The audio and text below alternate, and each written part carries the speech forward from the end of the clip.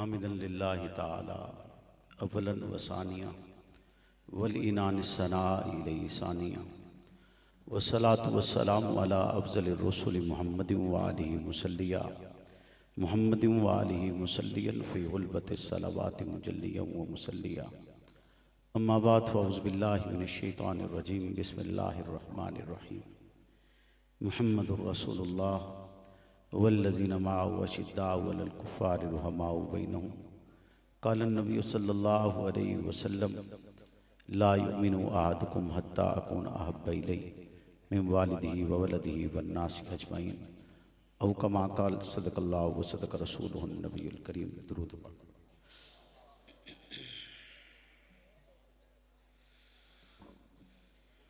اللہم صلی علی محمد معدن الجود والکرم منبع الحلم والحکم وآلہ وسلم۔ ہے کمال رتبہ مصطفیٰ بلغ العلا بکمالہ، یہ اثر ہے ان کے جمال کا کشفت دجا بجمالہ۔ کسی ایک ادا کی تو بات کیا حسنت جمیع خصالہ، وہ جس نے خدا کا پتہ دیا صلو علیہ وآلہ۔ آپ کا حکم تھا سرکار نہیں ہونے دیا، خود کو کسی اور کا طلبگار نہیں ہونے دیا۔ ایر غیر کو ٹھہرنے کی اجازت نہیں دی، دل کو دل رکھا ہے بازار نہیں ہونے دیا۔ میرے واجب الاحترام دوستو بزرگو، آج کے اس سالانہ پروگرام میں جو کہ زیر صدارت جاری ہے پروفیسر ثناء اللہ صاحب، حاجی حافظ عطا اللہ صاحب اور دیگر علماء، اس پروگرام میں محترم برادرم عبدالسمیع صاحب، قاری غلام یاسین صاحب، جن کی پرخلوص دعوت پر حاضری کا شرف حاصل ہوا ہے، مجھ سے قبل آپ حضرات سے سوز عظیمت کے ساتھ مخاطب تھے میرے انتہائی قابل فخر بھائی حضرت قبلہ مفتی سید ارشد الحسینی دامت برکاتہ العالیہ۔ اللہ رب العزت سے دعا ہے کہ وہ اس آواز کو تا قیامت زندہ اور تابندہ رکھے اور ان کے سائے کو ہمارے اوپر سلامت رکھے۔ خالق لم یزل سے دعا کروں کہ وہ مجھے حق اور سچ کہنے کی توفیق عطا فرمائے اور حق اور سچ کہنے کے بعد مجھے اور آپ کو اس پر عمل پیرا ہونے کی بھی توفیق عطا فرمائے۔ غالباً ایک بڑی مدت کے بعد شاہپور کے اس علاقہ میں گفتگو کا شرف حاصل ہو رہا ہے۔ پہلے تو خیر جتنی مرتبہ بھی آیا ہوں تو ایسا موقع نہیں ملا کہ آپ سے گفتگو ہو سکے، ہمیشہ کوئی نہ کوئی مسئلہ ہی رہا، لیکن عبدالسمیع صاحب نے بڑی جرت کا مظاہرہ کیا ہے اور اس پروگرام کا انعقاد کیا ہے۔ اللہ رب العزت اسی طرح انہیں یہ پروگرام کرنے کی توفیق عطا فرمائے۔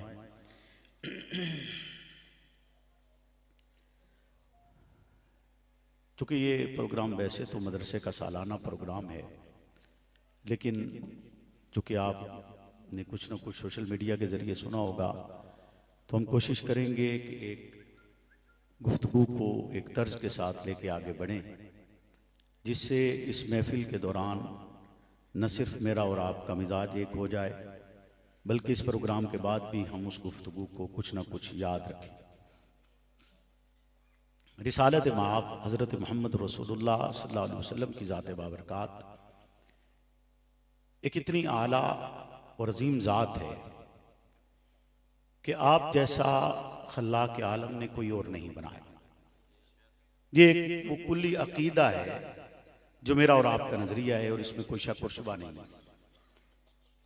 حتیٰ کہ جو آپ سے قبل انبیاء گزرے ہیں انہیں جو معجزات عطا ہوئے یا ان کے زمانے میں جو ان کا مذہب تھا، چونکہ وہ بھی راہ ہدایت ہی تھا، کہ آپ اگر پچھلے زمانوں کو دیکھتے ہیں اور حالات کو دیکھتے ہیں، آدم علیہ السلام کو دیکھیں، پھر نوح علیہ السلام کا زمانہ آتا ہے، عبادت کے طریقے ہوں، وہ شریعت مطہرہ کا طریقہ ہو، وہ آہستہ آہستہ آہستہ آہستہ پروان چڑھتا چلا آیا ہے۔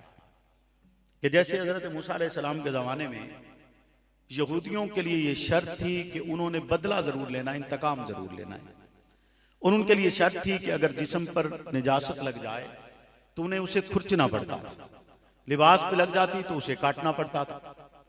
عیسیٰ علیہ السلام کے زمانے میں معاف کرنا زیادہ لازم تھا چونکہ وہ نرم مزاج لوگ تھے۔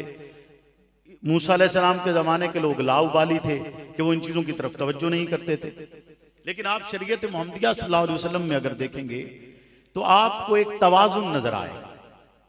یہاں عدم توازن نہیں، اعتدال، کہ اس شریعت میں آپ انتقام بھی لے سکتے ہیں، اس شریعت مطہرہ میں آپ معاف بھی کر سکتے ہیں۔ اس شریعت مطہرہ میں نجاست اگر غلیظہ ہو تو اس کے لیے 1 درہم کی مقدار ہے کہ اگر وہ لباس پر 1 درہم کی مقدار کے برابر لگی ہو تو اس وقت تک کے لیے چھوٹ ہے، اس سے زیادہ لگی ہو تو اس پر جو ہے وہ آتا ہے کہ اس کو دھو لیا جائے، یعنی اس کو کاٹنے کا حکم نہیں دیا جائے۔ لیکن اگر آپ نجاست خفیفہ کی طرف جائیں تو لباس کے چوتھائی حصے کے حوالے سے، خیر میرا موضوع یہ بیان کرنا نہیں، آپ ان چیزوں سے واقف ہیں کہ نظام محمدی صلی اللہ علیہ وسلم ایک متوازن نظام، اس سے قبل کے سارے نظام چلتے تو آئے ہیں، بہترین بھی تھے، اس زمانے کے اعتبار سے کامل بھی تھے، لیکن شریعت محمدیہ اس درجے متوازن بنائی گئی ہے، اس درجے کامل بنائی گئی ہے، اس درجے بہترین بنائی گئی ہے کہ شریعت محمدیہ صلی اللہ علیہ وسلم چونکہ قیامت کے دن تک اسے چلنا ہے، جس میں صدیاں گزرنی ہیں، زمانے گزرنے ہیں۔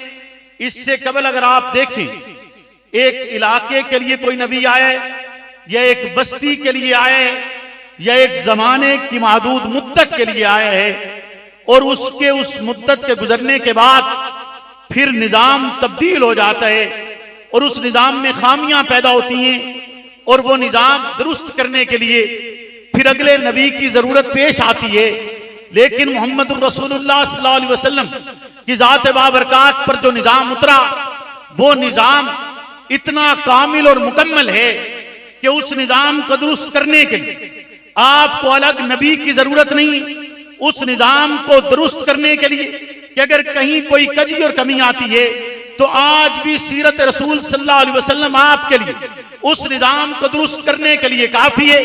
آج بھی رب کی کتاب جسے قرآن کہا جاتے جو رسالت مآب پر نازل ہوئے جبریل امین لے کر آئے ہیں، آج بھی وہ کتاب اور آج سے صدیاں گزرنے کے بعد بھی قیامت کے دن تک وہ ایسا مکمل نظام ہے جو نظام آپ کے لیے راہ ہدایت کا ذریعہ بنتے ہیں، بہترین نظام کے ساتھ رسالت مآب متوازن شریعت متوازن انداز کے ساتھ امت وسط اور بہترین اور اعتدال والی امت کے ساتھ آپ کو یہ شرف بخشا گیا ہے کہ آپ کے لیے آنے والا نبی کائنات کا اکمل ترین نبی ہے، آپ کے لیے آنے والی شخصیت کائنات کی خالق لم یزل کے بعد سب سے منزہ ترین شخصیت ہے کہ جس کی ذات بابرکات کو لفظوں کے ساتھ نہیں تولا جاتا۔ آپ کی مدح سرائی انسانیت کے بس میں نہیں ہے، ہم تو فقط آپ کی نسبت میں شامل ہونے کے لیے نام لکھواتے ہیں کہ ہمارا بھی اس تذکرے میں نام آ جائے کہ رسالت مآب کا تذکرہ کرتے ہیں، آپ کی مدح سرائی کرتے ہیں۔ محمد الرسول اللہ انسانیت کا وہ اعلیٰ ترین ذات ہے، آدم سے لے کر جو نبوت کا سلسلہ شروع ہوا وہ نہ صرف محمد الرسول اللہ پر مکمل ہوا ہے بلکہ کائنات میں آنے والا نظام جو آدم سے شروع ہوا تھا رسالت مآب پر آ کر وہ نظام بھی مکمل ہوا ہے۔ بہترین نظام کے ساتھ امت کی راہبری کے لیے ہدایت کے لیے رسالت مآب نے 23 سال جدوجہد کی ہے، 23 سال کے اندر رسالت مآب نے اس نظام کو رفتہ رفتہ سلسلہ بسلسلہ درجہ بدرجہ لیکن مسلسل بغیر کسی تعطل کے بغیر کسی وقفے کے لگاتار اپنی مقدس جماعت کی اس نظام کے لیے تربیت کی ہے اور ان افراد کو اتنا بہترین بنا چھوڑے کہ وہ افراد امت کے لیے راہبر بنے ہیں، امت کے لیے ہادی بنے، امت کے لیے ستارے بنے، امت کے لیے نشان راہبر بنے، امت کے لیے عین الیقین بنے، امت کے لیے حق الیقین بنے۔ آپ کی ذات بابرکات اتنی مکمل ہے کہ میں باقی گفتگو کو چھوڑتے ہوئے اگر فقط آپ کے ید مبارک کی بات کروں، فقط ہاتھ پیغمبر کی بات کروں، وہ ہاتھ کہ جس سے چشمے جاری ہوتی، وہ ہاتھ کہ جس ہاتھ پر ایمان لایا جاتا ہے، وہ ہاتھ اتنا مقدس ہے، اتنا اعلیٰ ہے کہ جسے خالق لم یزل رضوان کے اس موقع پر شجر کے نیچے اپنا ہاتھ قرار دیتے ہیں، وہ ہاتھ مبارک جس کے سر پہ لگ جائے اگر اس کے بال نہیں آتے تو بالوں سے سر بھر جاتا ہے۔ جس صحابی سر پہ محمد رسول اللہ کا ہاتھ لگا ہے، ذرا توجہ کرنی ہے، ذرا اس بات کو اس طرح رائے گاہ نہیں جانے دینا، ذرا توجہ کر کے کہ وہ ذات بابرکات اتنی مقدس ہے، اتنی اعلیٰ ہے۔ حضرت حنظلہ کہتے ہیں، اب وہ کہتے ہیں کہ میں اپنے دادا کے ساتھ رسالت مآب کی محفل میں آیا، رسالت مآب نے میرے سر پر اپنا ہاتھ رکھا، میں بیمار رہتا تھا، میرے سر پر حضور نے ہاتھ رکھا، مجھے شفا ملی۔ حنظلہ کہتے ہیں کہ اس کے بعد ہر وہ وجود جس کے چہرے پر ورم آیا ہوا ہو، اس کا چہرہ اگر میرے سر سے لگا دیا جاتا وہ چہرہ بھی شفا پا جایا کرتا، وہ چہرہ بھی شفا پا جایا کرتا تھا۔ صاحب بن یزید کہتے ہیں میں رسالت مآب کے پاس آیا، بیمار رہتا تھا، رسالت نے سر پہ ہاتھ رکھا، شفا ملی، 100 سال زندگی پائی۔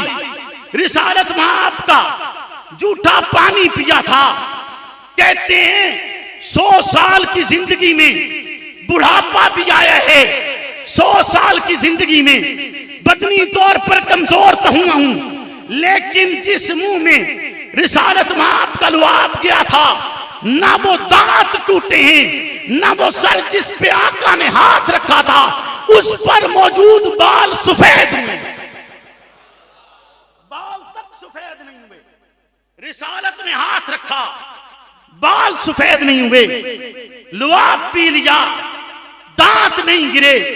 توجہ ہے، توازن دیکھ رہے ہیں آپ کہ رسالت کا ہاتھ جس شے پر لگ جائے اس میں بھی توازن آتا ہے، آپ کا لعاب جس شے پر چلا جائے اس میں بھی توازن آتا ہے۔ طلق بن علی کہتے ہیں ہم اپنے قافلے کے ساتھ رسالت مآب کے پاس آئے، آپ سے عرض کی، آپ کے پیچھے نمازیں پڑھی، ایمان لے آئے تھے، پھر ہم اپنے علاقے کی طرف جانے لگے، ہم نے عرض کی کہ ہم آقا جا رہے ہیں، ہم گرجا گرا کر اس پر اللہ کا گھر بنائیں گے، چاہتے یہ ہیں آپ اپنے وضو کا پانی ہمیں عطا کر دیجئے تاکہ ہم اس پر جا کر اس مسجد کی بنیادوں میں ڈال کر اس پہ رب کا گھر بنائیں گے۔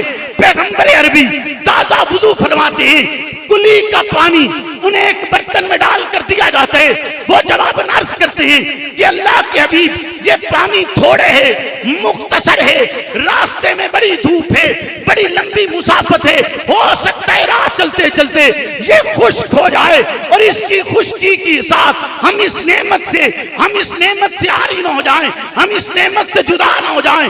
رسالت مآب کہتے ہیں جہاں تمہیں لگے یہ پانی کم ہونے لگا ہے اور پانی اس میں ڈال دینا، اس پانی میں بھی کوئی خوشبو رہے گی، اس پانی میں بھی کوئی تازگی رہے گی۔ پیغمبر کے لعاب کی بدولت طلق بن علی کلی کا پانی لے کر جائے، اپنے علاقے تک جائے اور اس علاقے تک جانے تک نہ پانی ذائقہ بدلتا ہے، نہ رنگ بدلتا ہے، نہ خوشبو بدلتا ہے، اسی بہترین ذائقے اور خوشبو کے ساتھ رسالت مآب کے اس پانی کو لے کر وہ اپنی مسجدوں کی بنیادیں کھودتے ہیں۔ رسالت مآب کی ذات بابرکات وہ ہے کہ معبد کے اگر خیمے میں آ جاتی ہے اور معبد کی بکری کو ہاتھ لگا دیتی ہے، پھر معبد کی بکری ایک طویل زندگی پاتی ہے۔ عمر بن خطاب کے زمانے تک معبد کی بکری زندہ بھی رہتی ہے، دودھ بھی دیتی ہے، حتیٰ کہ عالمگیر جہانگیر قید کے زمانے میں جب کوئی بکری دودھ نہیں دیتی، کوئی گائے دودھ نہیں دیتی، اس لمحے میں ام معبد کی وہ بکری دودھ دیتی ہے جسے ید پیغمبر لگا تھا۔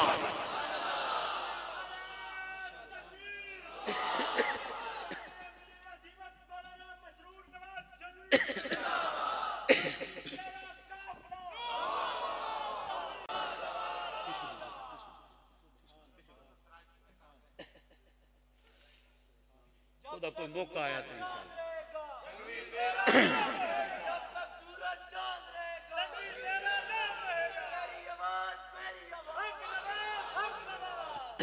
اسماء بنت ابی بکر کہتی ہے کہ مجھے ایک جبہ عائشہ الصدیقہ نے دیا تھا، مجھے ایک جبہ عائشہ الصدیقہ نے دیا تھا۔ جب بھی کوئی بیمار ہوتا، وہ جبہ کس کا تھا؟ رسالت مآب کا۔ کہتی جب بھی کوئی بیمار ہوتا ہم اس جبے کو دھو لیتی اور دھو کر اس کا پانی اسے پلاتی، بیمار شفا پا جاتا۔ بیمار بولے نا، بیمار توجہ ہے، بولو نا۔ میں اپنی تمہید مکمل کرتا جا رہے ہیں، آپ کی توجہ چل رہی ہے اس بات کی طرف کہ نہیں چل رہی؟ نہیں چل رہی، کرسیاں تے بیٹھے ہوئے بھی چل رہی ہے، پکی گل۔ توازن سمجھ میں آ رہا ہے کہ نہیں آ رہا؟ ید پیغمبر سے پیدا ہونے والا توازن سمجھ میں آ رہا ہے جی؟ ایک عورت آئے اور آ کر کہے کہ آقا بچے کے بال نہیں ہوتے، سر میں کوئی بیماری ہے، آقا اس پہ ہاتھ رکھیں اور بال آ جائیں، آقا اس پہ ہاتھ رکھیں اور بال آ جائیں۔ لوگوں میں زمانے میں عام ہو گئی بات کہ حضور نے سر پہ ہاتھ رکھا اور بال آ گئے، حضور نے سر پہ ہاتھ رکھا اور بال آ گئے۔ آج موجودہ جدید سائنس کو آپ دیکھیں، جدید سائنس یہی کر رہی ہے نا کہ آپ کے بالوں کی پیوند کاری کر کے اسے نکالنے کی کوشش کر رہی ہے۔ زمانہ بتا رہا ہے آپ کو کہ آج 1400 صدیوں بعد جو کچھ آپ کر رہے ہیں وہ 1400 سال پہلے ہو چکا ہے، 1400 سال پہلے، اور آج سے بھی 1400 سال بعد جب زمانہ دیکھے گا تو اسے اس زمانے میں بھی محمد الرسول اللہ اور اس کی جماعت اپنے سے آگے نظر آئے گی، اپنے سے آگے نظر آئے گی۔ آج آپ کے پاس موبائل ہے نا، موبائل کے اندر آپ بٹن دباتے ہیں اور چارج، وہ لائٹ جو ہے وہ آن ہو جاتی ہے، ایسی ہے۔ پہلے بیٹری تھی اور پھر بیٹری کی جدید شکل آئی کہ موبائل میں انہوں نے لائٹ دے دی کہ ایک ہی چیز میں سب کچھ آ جاتا ہے۔ اب بٹن دباتے ہیں اور آن ہو جاتا ہے نا۔ لائٹ جلتی ہے یا نہیں جلتی؟ جیسے یہ جلا کے بیٹھے ہوئے ہیں، جلتی ہے نا لائٹ، ایسے ہی ہے نا، جلتی ہے۔ ایک دن دو صحابہ حضور کو چھوڑنے گھر آئے، واپس جانے لگے، اندھیرا بہت تھا، اماوس کی رات تھی، واپس جانے لگے۔ کہتے ہیں آقا آئے تو آپ کے ساتھ تھے، روشنی کی ضرورت نہیں تھی۔ نہیں سمجھے؟ آئے تو آپ کے ساتھ تھے تو روشنی کی ضرورت، اب واپس کیسے جائیں گے؟ اندھیرا بہت ہے۔ آقا نے چھڑی دی اور وہ چھڑی روشن ہو گئی۔ آقا نے چھڑی دی اور وہ چھڑی، بولے نا وہ چھڑی، حضور دا ہاتھ چھڑی نو لگے تے چھڑی روشن ہو گئے۔ نہیں سمجھیا؟ حضور دا ہاتھ چھڑی نو لگے، چھڑی روشن ہوے، لباس نو لگے، لباس شفالا بنے۔ حضور دا ہاتھ بکری نو لگے تے بکری ساری زندگی دودھ دے وے، بولدا نہیں، بکری زندگی بھی پاوے۔ حضور دا ہاتھ سر تے لگے تے بال اگامن، بال اگامن۔ جلال الدین سیوطی کہتے ہیں کہ بہت سے صحابہ ایسے ہیں، بہت سے صحابہ ایسے ہیں کہ جن کے مرتے وقت تک، عمر کے آخری حصے تک بال سیاہ رہے، سفید نہیں ہوئے، بال سیاہ رہے، سفید نہیں ہوئے۔ ہر وہ صحابی جس صحابی کے سر پر محمد الرسول اللہ کا ہاتھ لگا ہے اس کے سر کے بال سیاہ رہے، سفید نہیں ہوئے، سفید ہے۔ صحابی دے سر تے بھی ہاتھ لگے، جنہ بالا نو لگے او وال رنگ نہیں بدل دے، او وال رنگ نہیں بدل دے۔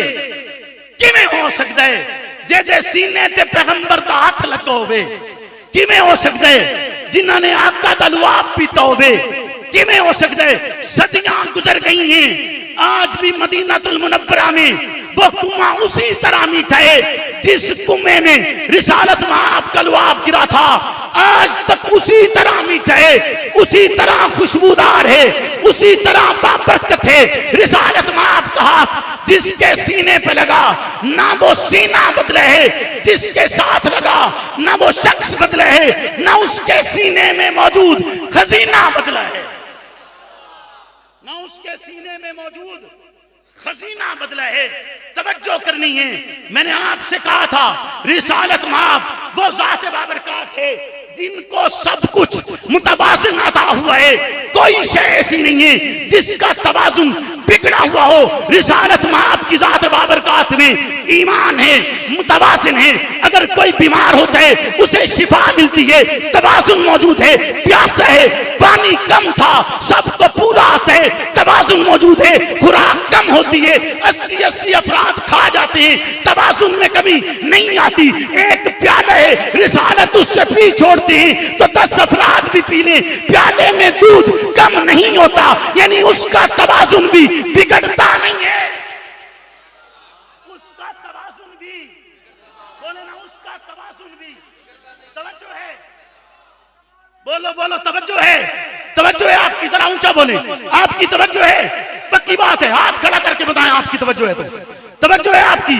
اگر آپ کی توجہ ہے آپ نے یہ جملہ ضائع نہیں ہونے دینا، ہو سکتا ہے اس ساری گفتگو کا محور یہی جملہ ہو سکتا ہے آخری جملہ ہو، لیکن آپ کی توجہ مجھے پوری درکار ہوگی۔ رسالت مآب لعاب ڈالیں اور کنواں اپنا توازن نہ بدلے، کنویں کا پانی توازن نہ بدلے، رسالت مآب ہاتھ لگائیں، بکری اپنا توازن نہ تبدیل کرے، یعنی اس کا دودھ خشک نہ ہو، اس کی عمر بڑھتی بھی جائے لیکن وہ دودھ دیتی رہے، اسی توازن پر قائم رہے جس پر رسالت مآب نے اسے کھڑا کیا تھا۔ حضور ہاتھ رکھیں اور بال سیاہ رہیں، سفید نہ ہوں، حضور ہاتھ رکھیں، سر پہ بال آ جائیں، حضور ہاتھ رکھیں، شفا ملتی چلی جائے، حضور کا جبہ اگر کسی کو دھو کے پلا دیا جائے تو بیماروں کو شفا ملے، یعنی توازن بگڑتا نہیں ہے، شریعت میں توازن نہیں بگڑتا، ہدایت میں توازن نہیں بگڑتا، طریقت میں توازن نہیں بگڑتا۔ رسالت مآب پر ایمان رکھتے ہوئے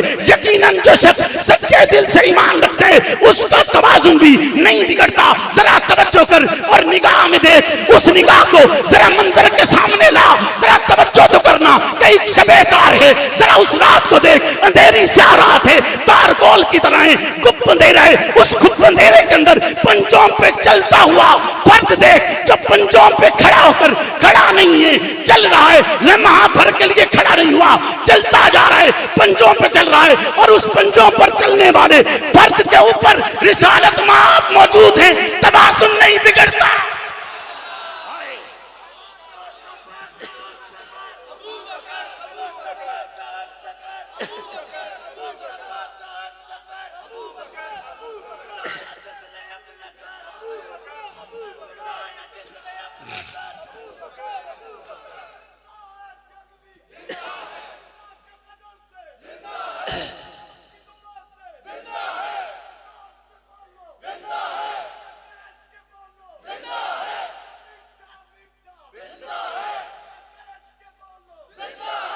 ذرا توجہ کر، چڑھتی ہوئی پہاڑی ہو، سیڑھیاں نہیں بنی ہوئی، چڑھتی ہوئی پہاڑی ہے، اس پہ نوکدار پتھر بھی موجود ہیں، پہاڑی چڑھ رہی ہے، ایک فرد پنجوں کے بل چلے، پنجوں کے بل چل رہا ہے، چلتے ہوئے اس پر رسالت مآب کا بدن بھی موجود ہے، رسالت مآب کندھے پر بھی موجود ہیں، آپ کندھے پہ ہوں توازن بگڑ جائے، آپ کندھے پہ ہوں توازن، بولو نا، آپ کندھے پہ موجود ہوں توازن بگڑ جائے، غار میں گئے توازن تب بھی نہیں بگڑا، رب نے قرآن بھیجے توازن تب بھی نہیں بگڑا، رب نے کہا آپ کا ساتھی بھی ہے، رب نے کہا میں بھی اس کا ساتھی ہوں، توازن نہیں بگڑا، رب نے بھی توازن نہیں بگڑنے دیا۔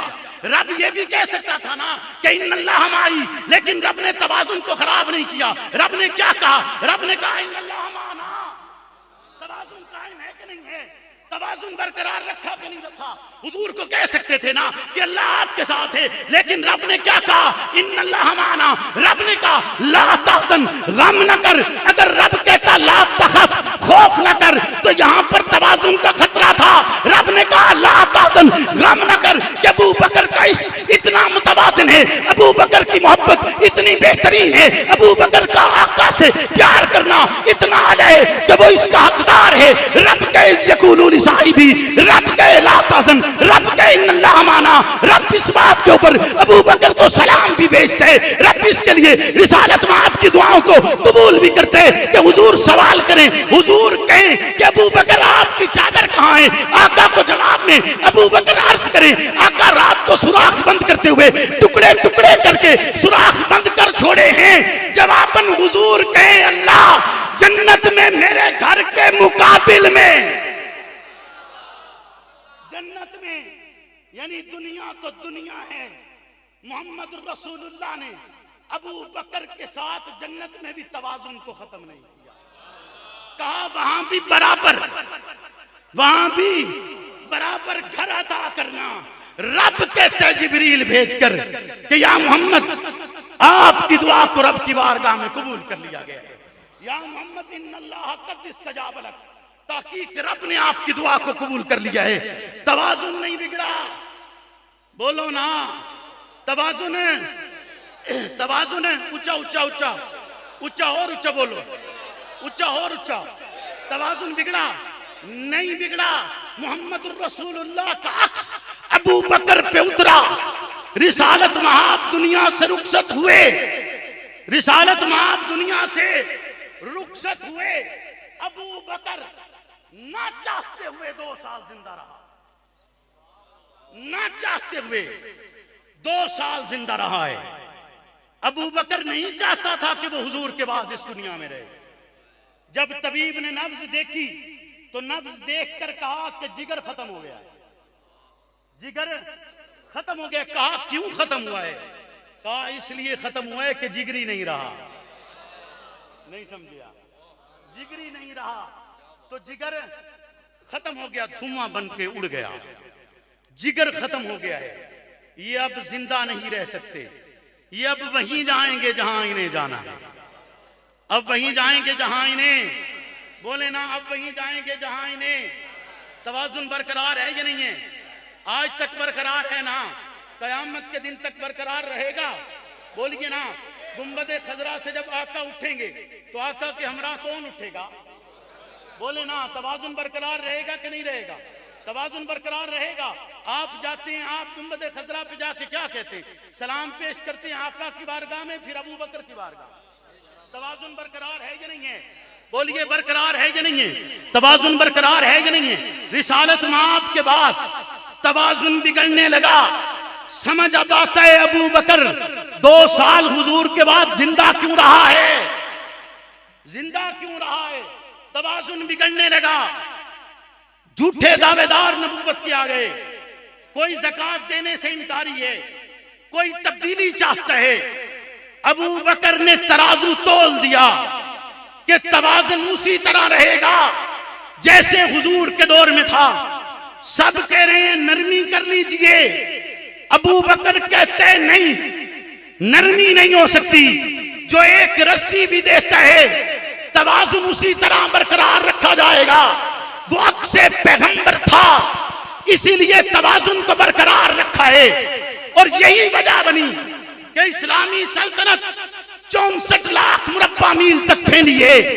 یہ ابو بکر کا قائم کرتا توازن ہے جس پر آج تک شریعت مطہرہ کی بنیادیں استوار ہیں، کھڑی ہیں. اور آپ دین اور ایمان کے راستے پر گامزن ہیں. آپ کو سمجھنا چاہیے ابو بکر یقین کا وہ حق الیقین ہے. ابو بکر عقیدت کا وہ محور و مرکز ہے. ابو بکر محبت اور عشق کی وہ راہ ہے. ابو بکر محمد الرسول اللہ سے محبت کے لیے وہ صراط مستقیم ہے جس پر چلتے ہوئے آپ گمراہ نہیں ہو سکتے. یہی لمحہ ذرا نگاہوں کو دیکھتے ہوئے، ذرا توجہ کرتے ہوئے، ذرا اس منظر کو نگاہوں میں لاتے ہوئے کہ مصلی نبی ہے اور پیغمبر ہاتھ پکڑ کر ابو بکر کو کھڑا کرتے ہیں، ہاتھ لگاتے ہیں. کھڑے رہیے، پیچھے مت ہٹیے. جہاں ہیں وہیں ٹھہرے رہیے، جہاں کھڑے ہیں وہیں کھڑے رہیے. یہی ہاتھ ہے پیغمبر جب ابو بکر کو مصلی پہ کھڑا کرتا ہے. پھر علی المرتضیٰ بھی ہاتھ پکڑ کر اسی توازن کو برقرار کرتے ہوئے فاطمہ الزہرا کے جنازے میں ابو بکر کو مصلی پہ کھڑا کرتا ہے اور اعلان کرتا ہے کہ جس پر توازن نبوت کا موجود ہو، جس پر اعتماد نبوت کا موجود ہو، جس کے لیے پیغمبر کا اعلان موجود ہو، جو اپنا توازن تپتی ہوئی ریت ہو، یا چڑھتی ہوئی پہاڑی ہو، یا نکیلے پتھر ہوں اور پنجوں کے بل چلتے ہوئے بھی پیغمبر علیہ السلام کو کاندھوں پر اٹھا کر بھی وہ اگر اپنا توازن نہیں بگاڑتا تو پیغمبر کے جانے کے بعد بارے نبوت کو اٹھاتے ہوئے خلافت کے نظام کو لے کر بھی وہ اپنا توازن نہیں بگاڑتا۔ یہی آواز ہے مرشد حق نواز کی، اسی آواز سے آواز ملاتے ہوئے ہم مرتے دم تک یہ کہتے رہیں گے فنا فی اللہ کی تہ میں بقا کا راز مضمر ہے، جسے مرنا نہیں آتا اسے جینا